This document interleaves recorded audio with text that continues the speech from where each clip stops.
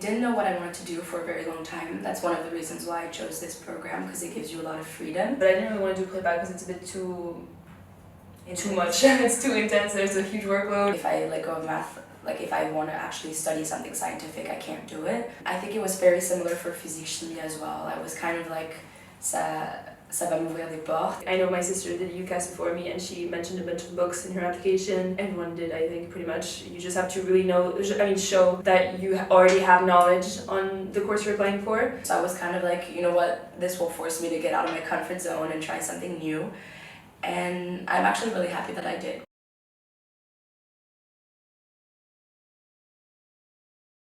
Hello, Sophie. Hi, nice to meet you. Nice to meet you too. Thank you for agreeing to do this interview. It's a pleasure to have you on the podcast. Thank you for having me. And I'm really excited to talk about your double bachelor program in arts and science at UCL. We'll also talk about your time here in London and university, your impressions of the school, now that you've studied here for a year, your application process, your time in high school, and also your professional experiences.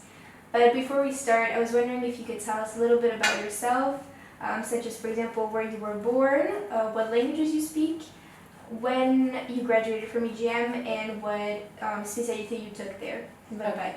I was born in the US, but I'm not actually French and Australian, so I speak English and French.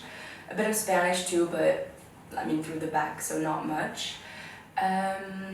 I came to EGM in 2012, so I was in CE2, and I graduated in 2022. And as for the spés I took maths, physique, and SES, and then I actually ended up stopping SES in première. Thank you for this introduction, Sophie. I was wondering about your program, which is very unique, I think, as a liberal arts program in the UK. Could you tell us a little bit more about it? It's the double diploma Bachelor of Arts and Science. So what courses does it consist of, and what is the idea of it? Okay, so yeah, the Bachelor of Arts and Sciences, like you said, is a bit like a liberal arts program that you would have in the US, but I feel like it's maybe a tiny bit more precise. So it's basically a program where you can choose from different disciplines. You choose a major and a minor. So you can choose in between societies, science and engineering, health and environment, and also cultures. So I chose to major in societies and minor in science and engineering. And then you can kind of choose modules based on different disciplines. And as the 3 years go by, you kind of have to like focus your subjects and what you're studying to kind of like, exit university with a degree that is somewhat cohesive. And then you also have access to classes that are compulsory, which such as like interdisciplinary research or quantitative data. So it really helps you not only like learn a bunch of different subjects, but also understand the interplay and how they are connected. So for example, me, I'm choosing to focus a lot on law and international relations, and that's a bit what arts and sciences is. In a nutshell. Yeah, exactly. So for example, you said you study societies. Is this like related to sociology, or does it consist of like courses like that would allow you to do law, like you said, for example, like history or law? It's kind of like, it's a big name. I don't know how to explain it, but it kind of englobes lots of classes that you can take in a sort of like sociological, history. You also have law, a lot of politics. Whereas, for example, people that would be majoring in more scientific classes would have access to like computer science or, like medicine and stuff like that. So, but then within that major that you chose, you kind of get more precise and choose another major. And so, for example, for me, it's like law and international relations, but other people are majoring in different things. Like, for example, my flatmate, she's majoring in economics, so we're doing the same program, but not the same outcome. Not the same specialty. Exactly, yeah. When you were in high school, did you like apply to other universities and other schools? Yeah, I did. I didn't know what I wanted to do for a very long time. That's one of the reasons why I chose this program, because it gives you a lot of freedom. So I applied to different schools in the UK, as well as Paris, and I did apply to McGill as well, but I didn't really want to go, like Canada's very far, but I kind of did anyways. So I applied to UCL, King's, and Queen Mary in the UK, and then I applied to La Sorbonne and Dauphine in Paris, and then other schools, but they were kind of like backups. And yeah, that's it. I only focused on these 3 countries. And out of curiosity, did you apply for like the same programs or other diplomas? Not at all. I did, well, as I said, I didn't really know what I wanted to do, so I applied to a lot of like business management and like international management degrees.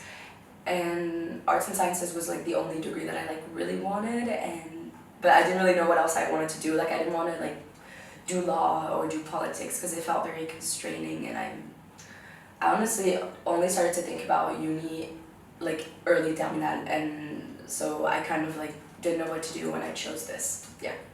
Yeah, you didn't want it to be like decisive right away. Exactly. I'm very indecisive, so it's very normal for your age right now. And it gave me like a bit more time to figure out what you have to do, because I feel like, I mean, 17, like 16, 17, like they're asking you what do you want to do, and you're like, well, I'm really young, and right now, like, I mean, it's only a year or 2 later, but I feel like I have a better understanding of what I like and what I don't like. So I'm really happy that I had more time to actually specialize in something. That's good that you guys have this opportunity. Yeah. Where did you apply also in the UK and maybe to other countries if you did? Yeah, I applied to like really kind of all over the place. I mean, I did France obviously through Parcoursup, a bunch of different things in France. I did some prépas, but I didn't really want to do prépa because it's a bit too much. It's too intense. There's a huge workload, and I just felt like my sister did it, and I felt like it wasn't my thing. And then I applied to Sciences Po, and I got the interview, but then I didn't get in, and I kind of didn't really want to go because I really wanted to go abroad. So like out of France, I applied to the US and the UK. And in the US, I mean in the US first, I did also kind of all over the place. I mean, I did the East Coast and the West Coast. The one I was most considering was UCLA, but then I thought it was just too far, because I like that you could do liberal arts and do like a lot of different things in the 2 first years and then more specific after, since as I already said, I didn't know what I wanted to do. But yeah, it was just really far, really expensive as well. So then the UK was like one of the best options for me because it was abroad in English, but also not too far. I mean, Eurostar is only like 2 hours from Paris. And so in the UK, I did UCL obviously, and then I did some universities that had dual degrees, or I think it was called double honors, something like that, dual honors degrees. Mr. Bunch told me about those universities and what they offered. And I also applied to St. Andrews in Scotland, because there was in Scotland you can do more than one course. You can have a dual bachelor. For example, my friend who's there, she's doing maths and philosophy, and I had applied for English and econ. But yeah, so I kind of applied all over the UK through UCAS, obviously, and then for UCL there was, since it was arts and sciences, there was the application on UCAS and a separate application as well. And since you applied to the US, did you have to do like the SAT? Did you do it? Yeah, I did the SAT, but then I kind of did it last minute because it was the year after COVID, so you didn't really have to take it. But I feel like my friend who got into one of the good schools in the US, he did the SATs and he got a really good score. So I think they said you didn't really have to do it, but you kind of did. I did them, but then I didn't use them because I really decided to do the US really last minute. The school counselor was like, oh, you're really like the last person we're gonna accept to like start the thing because you're already starting super late compared to everyone. So I started really late and I kind of did the SATs last minute, so I didn't get like that good of a score, so I didn't want to add it to my application. So I applied without the SATs. And yeah, through common application, and then for the UCs it's a different one. Yeah. And do you have an idea when was like for you, like what was it too late when you started SAT? I started beginning of terminale. Okay. So yeah, really, I think, I'm not sure, or maybe end of première, but I remember one of my friends tried to do it like a few weeks after me, and the school counselor was like, no, you're too late. You're like too behind from the other student that started like in the beginning of questionnaire or Or so won't even, I think the program is available. Okay. Yeah. Okay. And like what about like the essays? Was this a lot of work to do with like UK and US? Often it's kind of not discouraged, but it's very like emphasized that it's like a bigger workload because they're very different, like the college application process.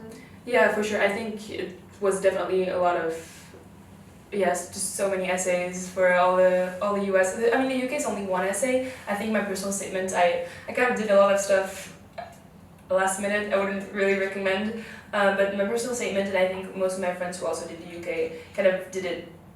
It's not as early as for the US, the preparation you have to do, because first of all you apply after you apply to the US, and also it's a bit shorter. You only have one essay, whereas for the US you have the Common App, the personal essay, and then all the essays that the school asked for. And I think it's also, it was difficult because it's really different what the US expects versus what the UK wants, because in your personal statement you really have to talk about the course that you're applying for, or the courses that you're applying for in my case.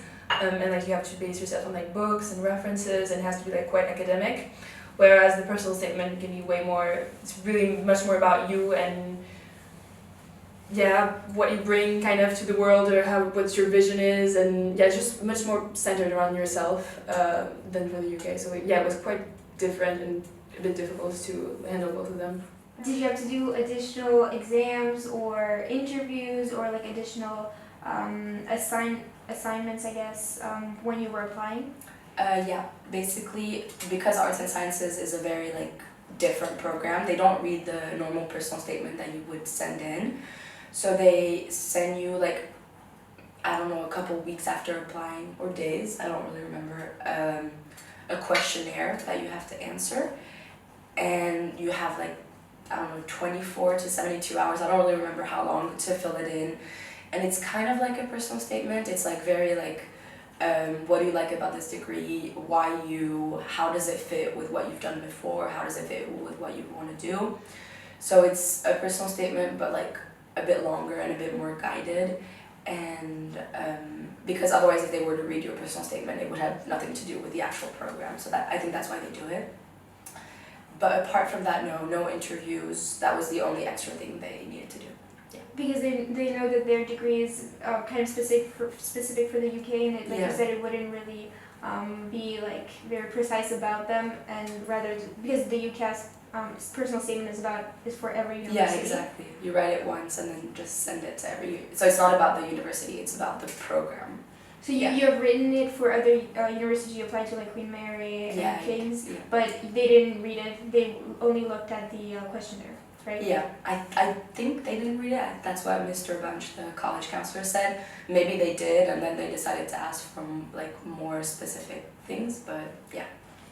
And if there was like some space for you to express your creativity in those questions, like to explain why we're interested in this degree, what would you advise students to focus on? Maybe highlight some aspects that would be put your application in like en valeur. Well, I think that writing a personal statement in the UK can be like one of the most challenging things, is for especially students that are also applying to the US, is that it's much less personal. It's more about like facts. Like I know that some like programs, like for you to mention, like I don't know, if you're applying to law, you have to mention specific cases that inspired you, or like articles, or like actual world problems. So I feel like the most important part would be to like keep the personal side quite brief, but also be able to show your interests rather than like your life story. And you mentioned, like, for example, in the personal statement, I know Sophie mentioned how it's not part of the UCL application specifically, but for the personal statement, you said like you have to reference some authors, some works. How would you advise students like approach this personal statement? It is very like concise, because it's like only 500 to 1,000 words, and you have to really like show your your knowledge, your understanding of like the interdisciplinary kind of aspect of it. So yeah, I think as you said, the word limit is one of the most challenging part of the personal statement, because you really want to show how like your dedication to the course. I think it's the most important to show like that you're dedicated to the course you want to study, and that it's really like what you're passionate about, I guess. And so that's why, like, I know my sister did UCAS before me, and she mentioned a bunch of books in her application. Everyone did, I think, pretty much. You just have to really show that you already have knowledge on the course you're applying for, but that you also want to, explore university and stuff. And yeah, just keep the personal aspects too. Like, I talked about myself. I mean, obviously you talk about yourself throughout the entire personal statement, because you're like, I'm interested in this, and I read this about it, and that's why I want to study this. I mean, you don't really have to do step by step. I'm just kind of like explaining how I did it, but obviously it's really personal to each person. Okay. Yeah, and then keep the personal side. I mean, like, for example, I talked about my extracurriculars really, like, the last tiny paragraph, like, for maybe like 3-4 lines, because it's really not really what the personal statement should be. I mean, I think, and that's what my counselor told me.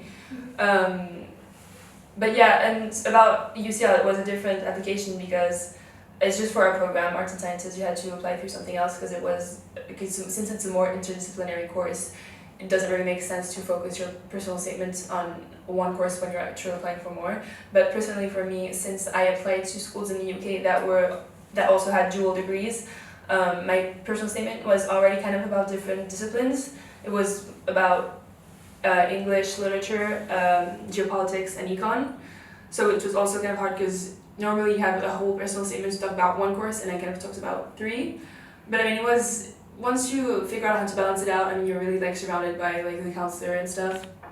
Even like I had my sister who already did UCAS before me, like reread it, and all my friends, of course. Did you seek inspiration for personal statements in, for example, examples of essays and like books, where they give you examples of essays or such? The personal statement that I sent out to the other universities, such as King's, Queen Mary, and the other program I applied to at UCL, I did seek help from the college counselors, or like you also have websites that help you write your personal statements, and books and stuff like that. But for the specific arts and science one, it was a bit more challenging because it's specific to their program.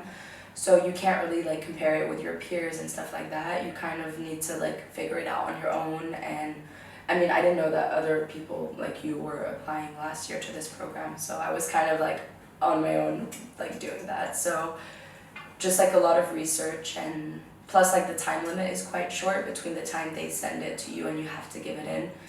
Yeah, you only get a day or 2, so it's quite challenging.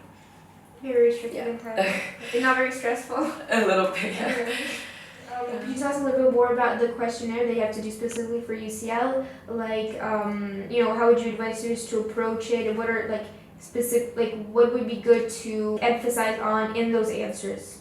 So for the UCL, so basically after the deadline for UCAS, when we submitted everything, so I submitted my application for Arts and Sciences, the UCL sent us a separate application form kind of about Arts and Sciences, because you have to specify which pathway you're doing, since it's divided in 4 pathways. I think Sophie and I already explained it.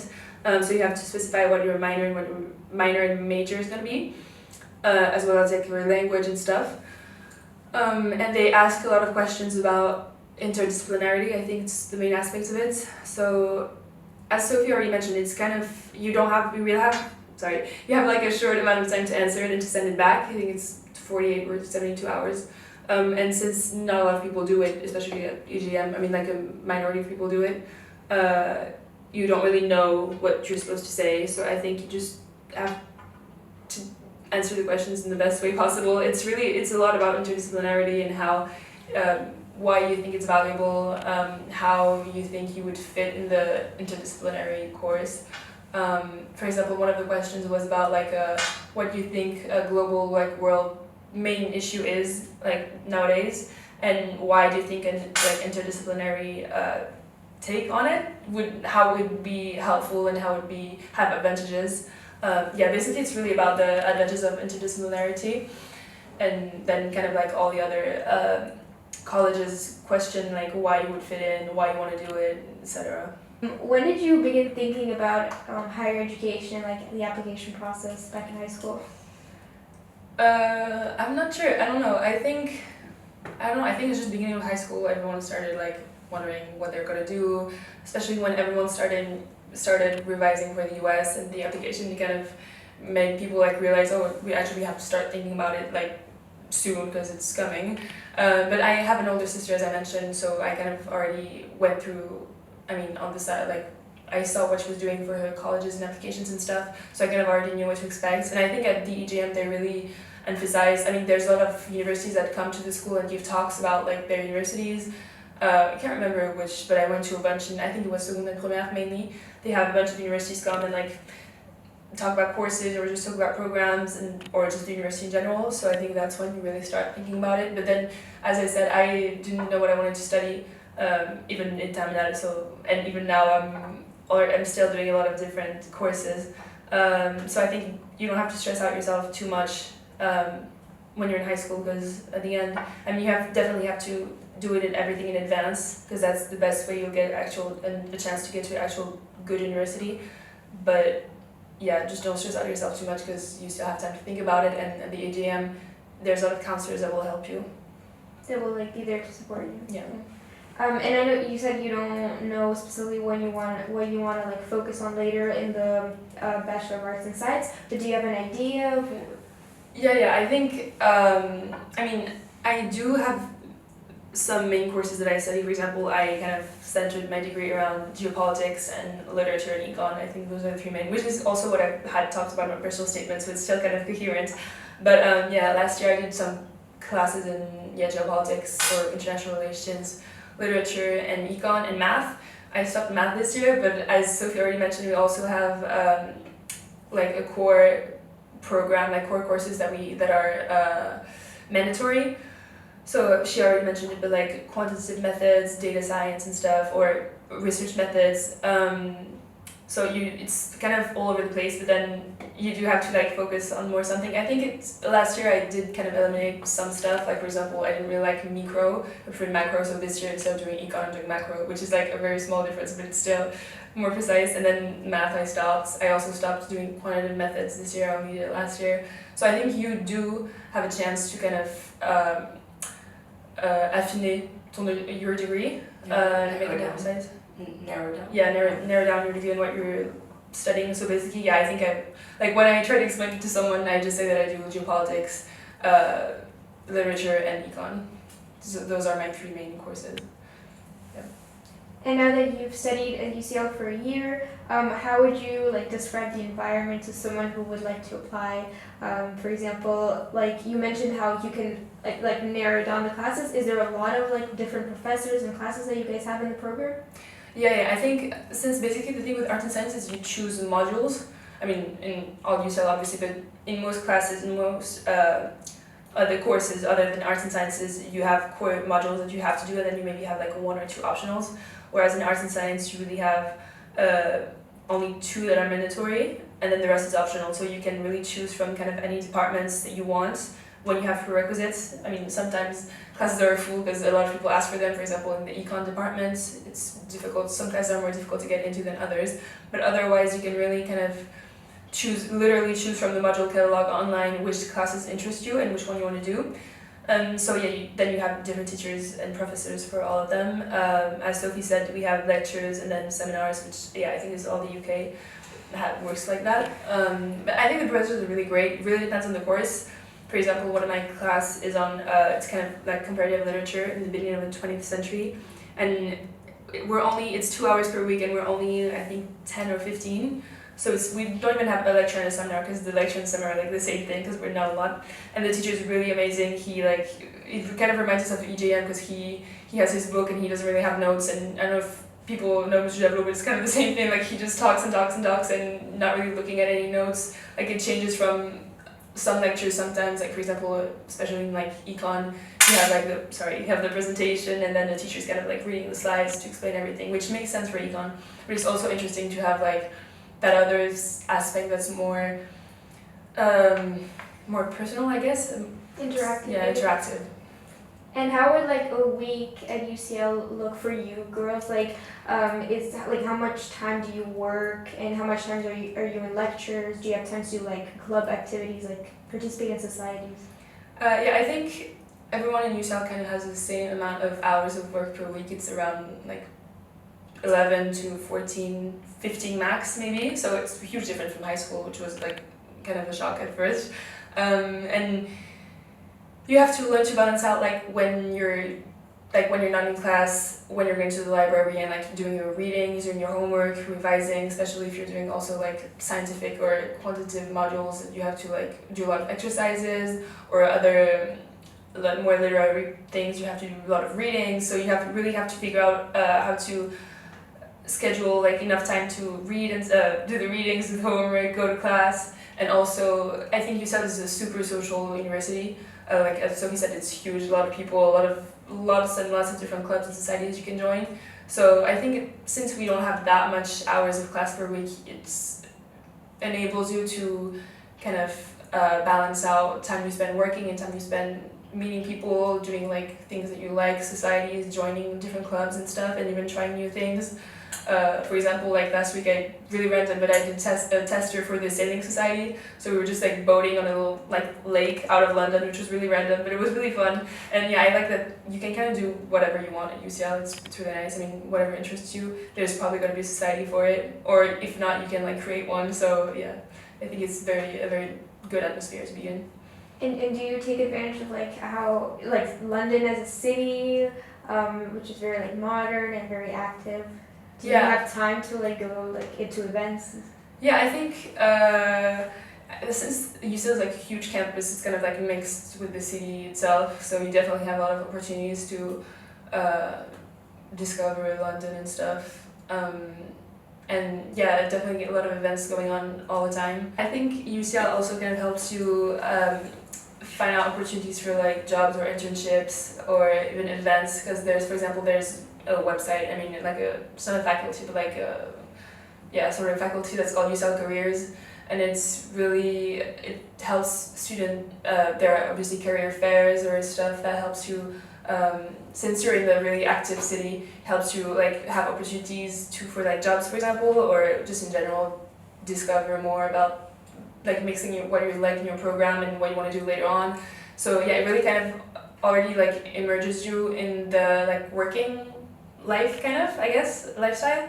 But then yeah, being in London is great because there's just always a lot to do. Like for example, there are tons of museums, and even societies often organize events kind of everywhere, or like talks from like, for example, I know that the diplomacy society has a lot of like speakers that come. Like I think that's also a thing in other London universities, obviously in other universities. But yeah, I think it's great to be like kind of immersed already in like the city and the environment and the work life. And also like socially, it has a great nightlife. And no, but like it's true. Yeah. What about your spécialité? Because you did the OEB program, so you had to choose 3 spécialités. You said it was SES, Physique, Chimie, and Math. Mm-hmm. What made you want to choose the spécialité?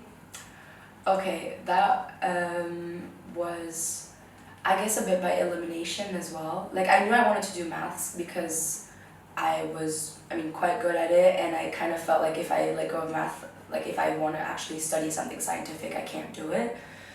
And I think it was very similar for physique chimie as well. I was kind of like, ça va m'ouvrir des portes, and that's how I chose it. And then SES, we had a short SES 6 months class in seconde. I don't know if they still do that.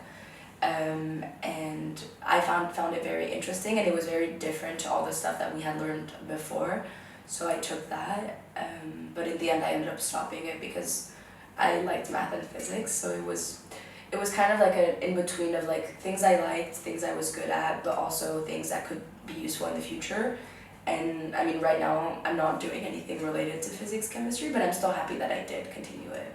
Yeah. And that's very interesting to know, because even like you said, when we're young and 17 and younger in seconde for this case, we're not sure what we want to do, but it's interesting to know like the thought process behind it, which can give students ideas for those who might be lost and not sure what to do. Well, I feel like unless you want to do something like very specific, such as like medicine or engineering, the spécialités, like, they are important, but they're not that important. Like, you can always decide to like change what you want to do. Like, for example, I'm thinking of maybe doing a master's in law, and that has nothing to do with physics and chemistry.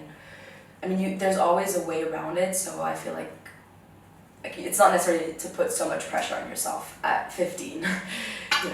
Very important advice. To talk about like your time in high school, you did debate. Could you tell us a little bit about like this experience you had? What did you find was beneficial from it? What made you want to be part of the club?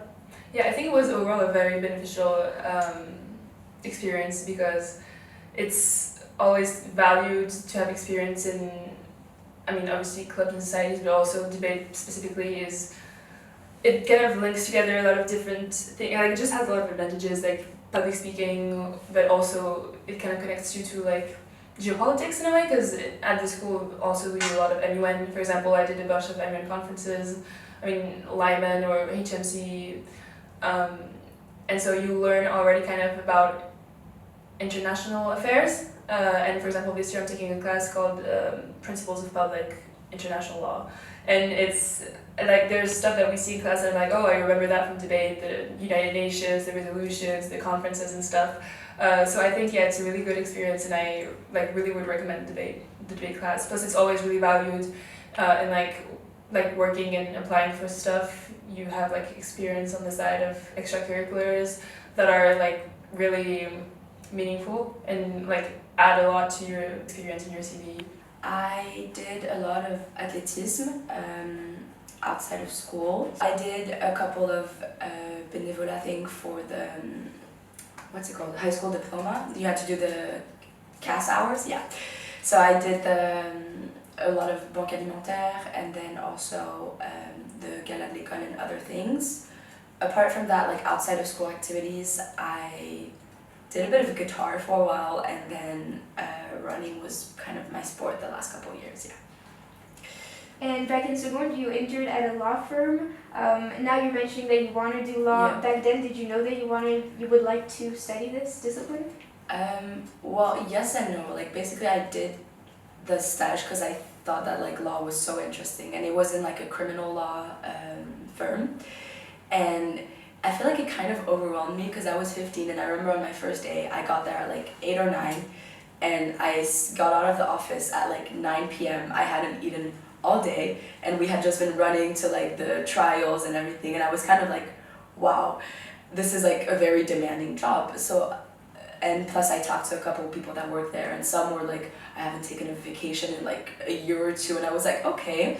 So it kind of freaked me out at 15, so I convinced myself that like I couldn't handle the pressure, so I was like, okay, law's not for me, I can't do this.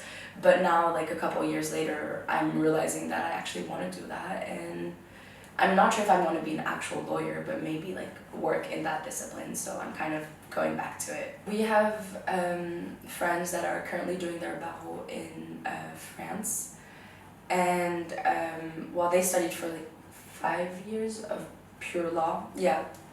But if I don't want to be like an actual lawyer, maybe I can just do like a master's in law. I honestly don't know yet. You have a lot of time yeah, I ahead. still have a bit of time, yeah. And it's interesting because it's you're doing this in England, and the question with law, which from what I understood and the people I've interviewed prior, is that like you have to choose like if it's in what country and what like jurisdiction they have. Yeah. So that's the question for the future, but yeah. Exactly. And in high school, you also tutored for 5 years. What subject did you teach? I tutored a lot of English when I was in France because I spoke English in France, and now that I'm in the UK, I'm tutoring French, and also a bit of mathematics as well. I stopped for a year last year because it was my first year. I was trying to get used to everything, but I'm thinking of starting, like I started again this year. And I don't know, I feel like tutoring is like a good part-time job, especially as a student, because it's very flexible. You can choose which hours you want to work, and it's much more, it's less repetitive than other like student jobs that you would have, and it's quite interesting. You get to like meet like younger students, help them, and honestly, like I feel like I would recommend that job to like most students. It's good, yeah, good balance and everything, yeah. It's beneficial. Yeah. It's, like you said, like meeting people, and it's also, as a student, it makes you understand like both sides of education. Exactly, Which can be yes. very interesting. So you worked as a fashion designer here in London. Could you tell us a little bit more about this experience? Okay, so yeah, basically I joined a society at UCL. It's called Maude, and every year they organize this fashion show, and they ask students to like participate in it, and if you want to be like design for it. So I worked in collaboration with another guy from this association, and we made like a collection. It was like quite a short collection, but it was very interesting. Because I expected it to be like a very small thing, like just like a school thing, but it turned out to be like a lot bigger than I thought it would be, and it was quite impressive to see how it all like pulled together with like the models and everything. Sorry about that. But yeah, it was kind of at first something I did for fun, and then it turned out to be much more interesting than I thought it would be. Quite time consuming, to be honest. Like the last week before, we were just like working on it most nights, and it was very long, but it was worth it and very interesting. I actually might thinking about doing it again this year. What made you want to be part of it in the beginning, considering it's not necessarily like related to law or societies? It was more something like as I joined the society, because I thought it was like quite interesting. Like it was a fashion society, and I kind of joined it to like meet people and different things. And then I don't know why, I just thought like, okay, I'll give this a try. I had sewn a couple things in the past and like crocheted a bit, but I had never like used a sewing machine or anything. So I was kind of like, you know what, this will force me to get out of my comfort zone and try something new. And I'm actually really happy that I did, because we met amazing people there, and it was very nice. Yeah. It's great. It's awesome that like UCL gives you opportunities to do like things for fun and outside of just your studies. How would you describe like the environment there? Is there a lot of clubs? Is it like a lot of students always like doing activities like clubs, etc.? Yeah, well, UCL is it's a very big university. I think we're like 40,000 to 60,000. But it's also like very friendly. Like you would think it's overwhelming, but you have access to like so many different clubs. Like some that are even like very specific. Like they have like a Taylor Swift club, and like you can kind of join anything that you like and meet new people there. So I feel like it's a very social university as well. So. Who was your favorite teacher in gym? I has a list. No, I think I don't know. I think it would be, I have like my top three would be Mr. Javelot, because I was with him in HGSP, and I think I was also with him in middle school, like in EMC or some random subjects. But she's just like an amazing teacher. Like, yeah. Madame Lavo was my French teacher in première, and I think she was amazing because she really pushed people to like do their best, and she was like, oh guys, like the objective for the year is that everyone has 20 on their back of French, and in the end, like I think my class was one of the highest moyenne in the French bac, because she really pushed us, and she was also so nice, and it was like she was probably one of the nicest teachers I had, and it proved that you can be like a good teacher and also not be like super strict. And then the last one is kind of opposite, but it was Mrs. Brown, which was my English teacher in Terminal. She was quite strict, but she was also like really, I mean, she was one of the best English teachers I had. I mean, she's the best English teacher I had, and it was just, she made class interesting and fun, I guess. Yeah. What guidance would you give to graduating students of UJAM who are embarking on this new journey and, you know, leaving high school and getting into the higher education world? I think I would say take it easy, but also work. I mean, it's important to have good grades, it's important to do well on the back, but it's also important to, you know, be invested with your friends, family, extracurricular activities. Like if you do, I don't know, I did dance for a while, or tennis, or any types of sports, and just, I don't know, yeah, just find a balance between workload and obviously doing well in school, and also being like, yeah, just taking some time for yourself. And yeah, you don't have to stress out so much about universities and what you're going to do after, because at the end of the day, I mean, when we graduate high school, we're all 17 or 18, like, it's not that, like, you're going to be fine. Yeah. Would you have described yourself as like an anxious scholar back in high school, and why? I think, yeah, kind of. I did work a lot in high school, but then at the same time, I always kind of knew that it was going to turn out well. I think at AGM we're really well, like, I mean, they pushed you to do good, obviously.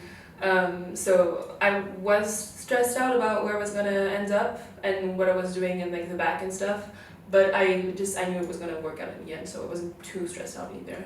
And it worked out. That's perfect. And what would be like your dream job? I don't know. I don't know. Good question. Still trying to figure that out. That's a good answer. And how would you just define success? Also, I'm not sure either, but I think, yeah, as kind of Sophie said, just being happy with yourself and what you're doing, and not always looking for more, and just being content and being fulfilled about what you're doing and who you're, like, your friends, your family, who you're with, etc. Just being in an environment that helps you, like, grow and be, like, the best version of yourself. I don't know, yeah. Thank you very much, Maude. This was Thank you. perfect.